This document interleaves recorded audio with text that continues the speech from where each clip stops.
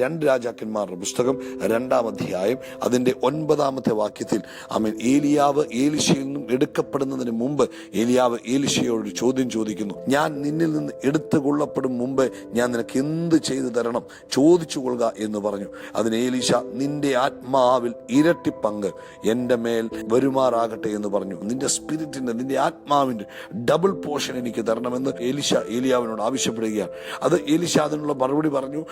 ഏലീശയ്ക്ക് അത് ലഭിക്കുകയും ചെയ്തുവെന്ന് നമ്മൾ ദൈവവചനം വായിക്കുമ്പോൾ നമുക്ക് മനസ്സിലാകും. ഏലിയാവ് ഏലീശയെ തേടി എത്തുകയാണ്. ഏലീശ വയലിൽ കാളകളെ കൊണ്ട് വയലിൽ പൂട്ടിക്കൊണ്ടിരിക്കുകയാണ്. അവൻ 12 കാളകളെ പൂട്ടുന്നു. 12-ാമത്തേതിന്റെ കൂടെ ഏലീശയും ഉണ്ടായിരുന്നു. നമ്മൾ ഈ ലോകത്തിൽ ഉത്സാഹമുള്ളവരായിരിക്കണം. നമുക്ക് ദൈവം തന്നിരിക്കുന്ന ജോലി നമ്മൾ ഉത്സാഹത്തോടെ ചെയ്യണം. അപ്പൊ നമ്മൾ ചിലരുടെ ഒരു രീതിയുണ്ട്, അവർ ജോലി സ്ഥലങ്ങളിൽ ഉത്സാഹം കാണിക്കത്തില്ല, ചർച്ചിൽ ഭയങ്കര ഉത്സാഹമായിരിക്കും. നോ, രണ്ടിടത്തും ഉത്സാഹമുള്ളവരായിരിക്കണം. ജോലി സ്ഥലത്ത് നമുക്ക് ഉത്സാഹം ഉണ്ടാകണം. മടിയന്മാരെ കുറിച്ച് വേദപുസ്തകത്തിൽ വളരെ വെറുപ്പോടുകൂടിയാണ് പരിശുദ്ധാത്മാവ് എഴുതി വെച്ചിരിക്കുന്നത്. എന്നാൽ ഉത്സാഹമുള്ളവര് അഭിവൃദ്ധി പ്രാപിക്കുന്നതായിട്ട് നമുക്ക് കാണുവാൻ കഴിയും. അതുകൊണ്ട് ഇന്ന് എന്നെ കേൾക്കുന്ന ദൈവ പൈതലേ, ആത്മീകമായ ഒരു പ്രൊമോഷൻ നിനക്ക് ആവശ്യമുണ്ടെങ്കിൽ നിന്നെ ദൈവമാക്കി വെച്ചിരിക്കുന്ന ഭൗതിക മണ്ഡലങ്ങളിലും നീ ഉത്സാഹമുള്ളവനായിരിക്കണം. അപ്പൊ നമ്മുടെ ജീവിതത്തിൽ ആത്മീകമായിട്ടും ഭൗതികമായിട്ടും എല്ലാ കാര്യങ്ങളിലും നമുക്ക് ഉത്സാഹമുണ്ടെങ്കിൽ മാത്രമേ നമുക്ക് ജയകരമായി മുന്നേറുവാൻ കഴിയുള്ളൂ. അവൻ കാളയെ വിട്ട് ഏലിയാവിന്റെ പിന്നാലെ ഓടി.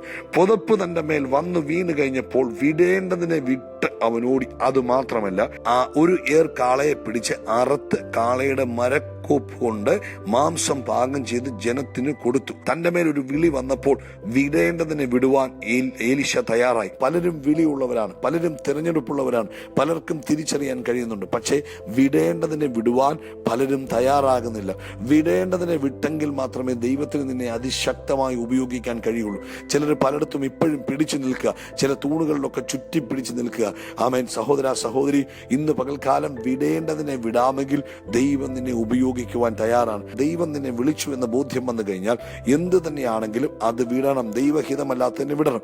തന്റെ ഉപജീവന മാർഗമായിരുന്നു കാള. ആ കാളയെ അങ്ങ് കത്തിച്ചു കളഞ്ഞു. ഇനി ഇതിനകത്തുനിന്ന് ഒരു മർമ്മപ്രധാനമായ ഭാഗം, ചില കാര്യങ്ങൾ നമ്മുടെ ജീവിതത്തിൽ നമ്മൾ ദഹിപ്പിച്ച് കളയേണ്ടതായിട്ടുണ്ട്. നമ്മുടെ ജഡത്തിലുള്ള താല്പര്യങ്ങളെ, ജഡത്തിലുള്ള ആഗ്രഹങ്ങളെ, ജഡീക ഇഷ്ടങ്ങളെ നമ്മൾ വേണ്ട എന്ന് വെക്കുവാൻ തയ്യാറായെങ്കിൽ ദൈവാത്മാവിന് നമ്മളെ ഉപയോഗിക്കുവാൻ കഴിയുകയുള്ളൂ. നീ ദൈവത്തിന് പ്രയോജനപ്പെടണമെന്ന് ആഗ്രഹിക്കുന്നുണ്ടോ?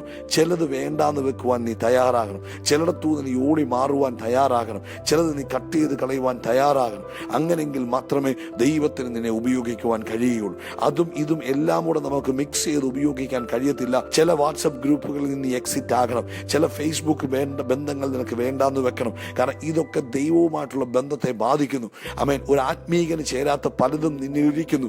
അത് നിന്നിൽ എടുത്തു കളയുവാൻ തയ്യാറായാൽ ദൈവത്തിന്റെ ആത്മാവിന് ഈ അന്ത്യകാലഘട്ടത്തിൽ അതിശക്തമായ രീതിയിൽ നിന്നെ ഉപയോഗിക്കാൻ കഴിയും. ഏലിയാവിന്റെ കൂടെ നിൽക്കുവാൻ ഇടവന്നു. പരീക്ഷകൾ പലതായിരുന്നു. ഏലിയാവ് പറഞ്ഞു, വേണ്ട, നീ എൻ്റെ കൂടെ വരണ്ട, നീ ഇവിടെ പാർത്തു. അവിടെ നിൽക്കുന്ന ആ ഏരിയയിലുള്ള പ്രവാചക ശിഷ്യന്മാർ പറഞ്ഞു, എന്റെ ഏലീശ, നീ എന്തിനാ ഈ പണിക്ക് പോകുന്നത്? നിന്റെ ഗുരുവിനെ ദൈവം എടുത്തുകൊണ്ട് പോകും, നീ പിന്നെ അവസാനം ആരുമില്ലാത്തവനായി തീരും. ഏലീശ പറയുന്നൊരു കാര്യമുണ്ട്, നിങ്ങൾ മിണ്ടാതിരിക്കുക, എനിക്കറിയാം എന്റെ വിളി എന്താണെന്ന്. അവൻ പിന്തുടർന്ന് ജോർദാൻ കടന്നപ്പുറത്ത് നിന്ന് സ്വർഗം ഏലിയാവിനെ പൊക്കിയെടുക്കുമ്പോൾ അവൻ കണ്ടുകൊണ്ട് നിൽക്കുന്ന ഏലീശയുടെ മേലേക്കാണ് പുതപ്പ് വീണത്. പരീക്ഷകളെ ജയിച്ച്, ടെംപ്ടേഷനുകളെ ജയിച്ച്, സാഹചര്യങ്ങളെ ഓവർകം ചെയ്ത് കൂടെ നിൽക്കുവാൻ നീ തയ്യാറാകുന്നുവെങ്കിൽ നിന്റെ മേലും പകർച്ച നടക്കുവാൻ ഇടവരും. അതുകൊണ്ട് മറന്നു പോകണ്ട, ഇതൊന്നും ചുമ്മാതെ ലഭിക്കുന്നതല്ല. ഇരട്ടി പങ്ക്, ഇരട്ടി ഓഹരി എന്നൊക്കെ പറയുമ്പോൾ ആരെങ്കിലും വന്ന് 2 ശബ്ദം വെക്കുമ്പോൾ ലഭിക്കുന്നതല്ല.